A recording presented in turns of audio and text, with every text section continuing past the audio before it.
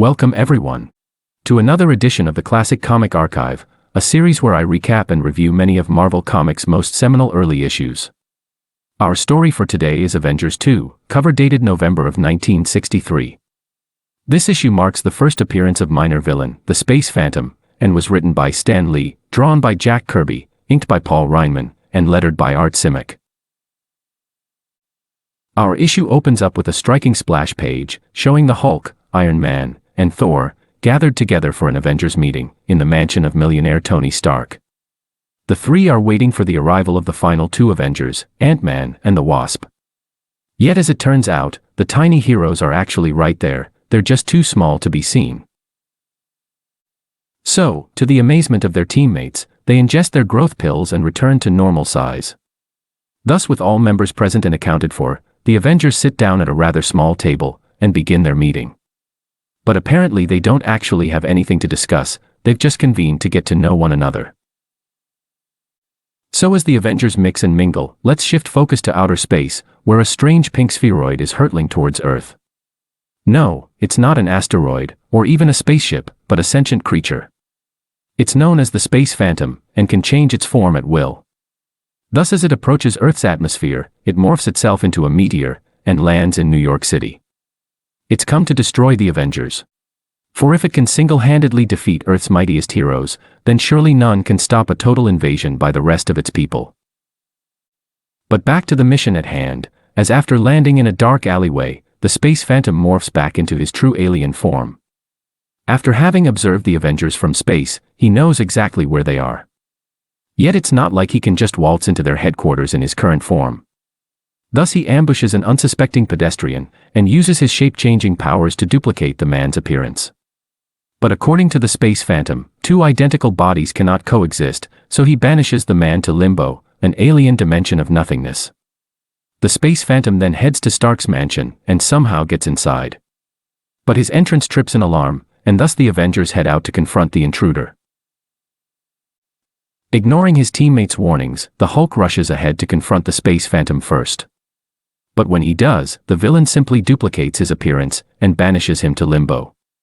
When the Space Phantom returns to the Avengers posing as the Hulk, he refuses to say where the intruder went, and calls them stupid. Iron Man snaps back at the Phantom, and just as the villain had hoped, gets goaded into a fight. But before it can really get started, Thor steps in and breaks them up. This actually ticks Iron Man off, as he questions what right he has to butt into their brawl. Quite curtly, Thor remarks that the power of his enchanted hammer is right enough. Joining in on the squabbling, the Space Phantom remarks that he's had enough of his teammates, and thus quits the Avengers and storms out. Thus while he's not quite defeated the team, he sowed the seeds for an eventual breakup. But this doesn't mean that he's done with his mission, as while he's giving the Avengers some time to get on each other's nerves, he'll eventually return and finish the job. In the meantime, while still posing as the Hulk, he heads outside to learn more about humans, since they'll soon be his subjects. Walking around, he spots the first men he'd assumed the appearance of. Apparently the Space Phantom can only send one person to Limbo at a time. Thus when he sent the Hulk, the man already there was immediately sent back to Earth. And now that he's back, he's desperately trying to explain what happened to him to a group of people. While they don't actually believe his story, the Space Phantom nonetheless rips up the sidewalk beneath their feet, and scares them away to prevent them from learning the truth. But then, he's suddenly approached by Rick Jones. Having seen what he did to those people, Rick tells the Phantom that he's losing control, and needs to go back to their secret hideout. Not knowing who Rick is, the Phantom just doesn't respond. Thinking that the Hulk's somehow forgotten him, Rick reminds the Phantom that he's the teenager who looks after him, and makes sure that he can turn back into Bruce Banner. All of this is news to the Phantom, as he didn't know that the Hulk had another identity. Regardless, Rick then hops onto the Phantom's back, and tells him to leap to their hideout.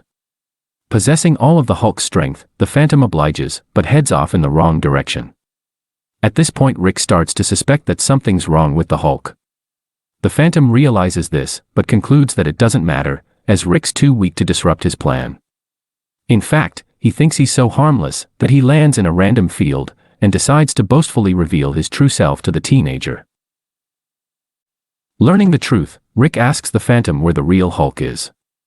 So the villain tells him about Limbo, and as a demonstration of his power, he teleports the Hulk out of the dimension, and then morphs back into his true self.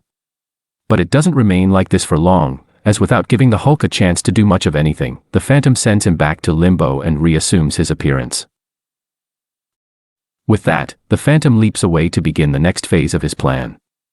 He simply leaves Rick stranded in the field, for as mentioned before, he doesn't think the teenager could do anything to disrupt his plan. So as Rick figures out what he's going to do next, let's shift focus to a missile testing site, only a short distance away. It's run by genius inventor Tony Stark, who in these early issues, operated as Iron Man in secret. The site's technicians are waiting for him to arrive, as they cannot test their new missile gun without him there. Yet they won't get the chance whether he arrives or not, as it's then that the Space Phantom shows up, and destroys the missile gun. Catching wind of what's happened, Stark hurriedly changes into Iron Man, and heads off to confront the Phantom. And while the villains already left the testing site, Iron Man tracks him down with his armor's built-in radar. As the two titans then clash, Iron Man grabs a hold of the Phantom's fist, and sends through it a low-voltage electrical charge. While the real Hulk would have endured the ensuing pain, the Space Phantom, lacking his courage and fury, decides that Iron Man's too strong for him to fight. Thus when he spots a tiny insect flying by, he quickly morphs into it, thereby sending the real Hulk back to Earth. But so swift was this swap, that Iron Man thinks he's still fighting the same foe. Thus he retrieves an expandable hydraulic hammer from within his armor, and prepares to finally knock out the Hulk. Meanwhile, Rick has reached a nearby member of his Teen Brigade, a nationwide group of young radio enthusiasts. Using the members' equipment, Rick sends a distress call to Giant Man, and tells him that the Space Phantom's impersonating the Hulk. Receiving the call, Dr. Hank Pym, and his partner Janet Van Dyne, quickly change into their costumes and head out to help. Only minutes later, they arrive to break up Iron Man and the Hulk's fight. Surprisingly, they actually manage to calm the two down. But of course the true fight's not over, as the Wasp's enhanced senses then pick up an aura of evil in the area. It's not coming from any of the Avengers, but the Space Phantom, who's been spying on them as the unassuming insect. Fearing that she'll expose him, the Phantom attacks the Wasp a few minutes later, when she's away from the other Avengers. Yet despite being hundreds of yards away, Giant Man detects the battle through his cybernetic helmet. Thus he rushes off to save his partner, and along with the Hulk and Iron Man, ends up in one of Stark's nearby factories, where she'd apparently fled to. While he eventually finds the Wasp unharmed, he's then suddenly whisked away to Limbo, as the Phantom has ditched the insect and morphed into him.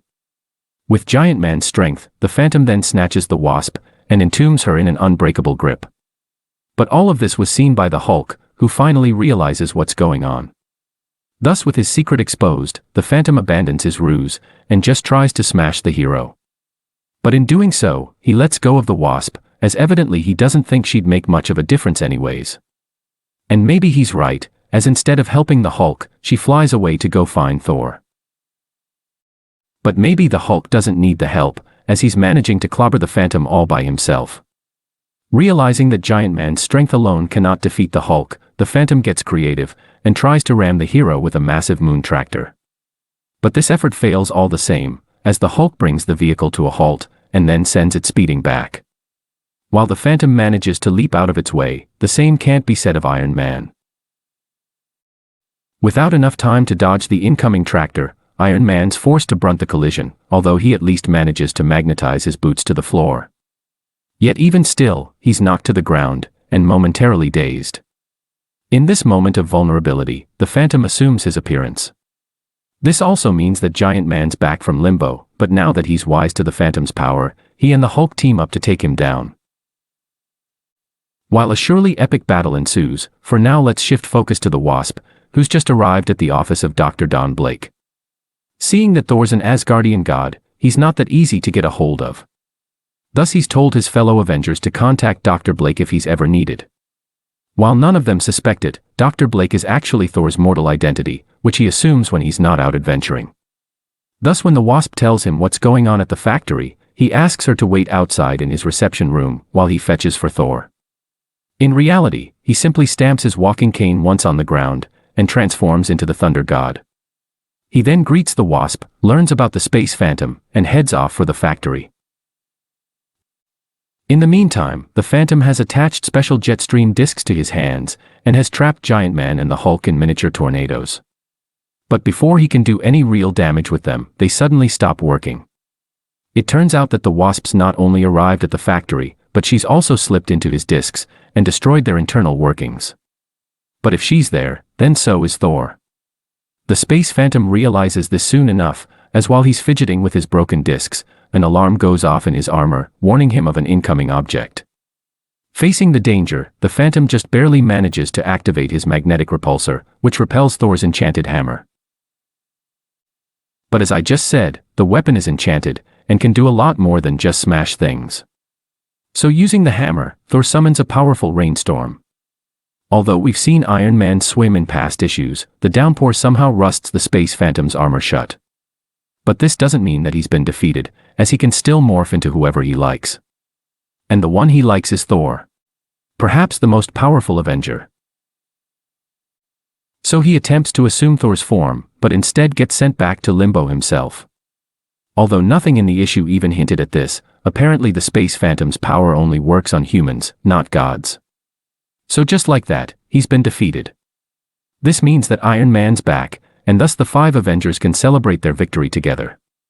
But it's actually only 4 Avengers, as it's then that the Hulk quits the team, for real this time. This whole debacle has made him realize just how much his teammates distrust and fear him. So if they won't give him the respect he deserves, then they don't deserve to fight alongside him. The issue subsequently ends as the Hulk leaps away, leaving his former teammates to wonder what he'll do next. That concludes Avengers 2, and another episode of the Classic Comic Archive. But as always, I would like to offer a brief review of this issue. Overall, I thought that this was a fairly solid story, about on par with issue 1. What worked best about it was its abundance of action. Although the hero versus hero trope can get pretty tiring, this issue gave so much of it, that I honestly can't complain. As for the villain of the story, the Space Phantom, well, he was kind of a mixed bag for me. While I thought his powers were actually fun and unique, he didn't have much of a personality, and he's really just another evil alien who wants to invade Earth. My biggest gripe with the issue, though, was its ending. I just really didn't like the way the Avengers defeated the Phantom. His powers not working on Thor came out of nowhere, and was just too convenient to be satisfying. Yet as much as I'm dogging on this issue, I overall did enjoy it, and think the writers have done a great job of making the Avengers an imperfect team, in the sense that just like any other group, they bicker and squabble, which ultimately makes them more interesting. But in any case, let me know what you thought of this issue and the video, and feel free to suggest other classic comics for me to cover. Thanks for watching.